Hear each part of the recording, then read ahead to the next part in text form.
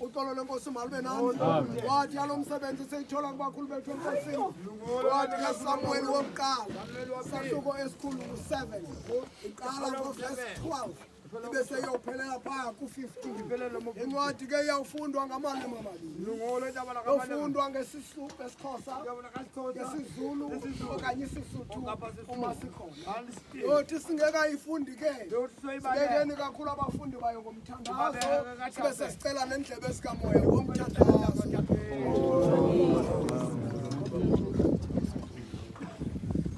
uSamuel engumgwebi kwaSirayeli.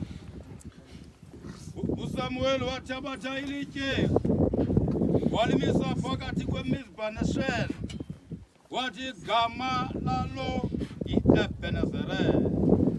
Wathi kude kwaba lapha uYehova isinceda. Athotywa ke amaFilisti akabi saphinda eze emdini wakwaSirayeli.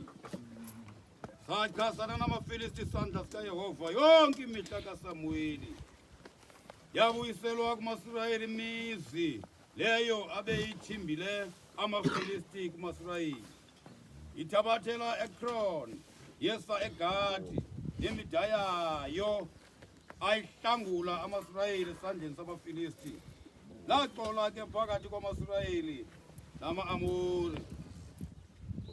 uSamuel wayengumlawuli kumaSirayeli yonke imihla yobomi bakhe, ehamba iminyaka ngeminyaka ijikeleza eBhetheli naseGiligali naseMizpa. Ebalawula amaSirayeli kwezo ndawo zonke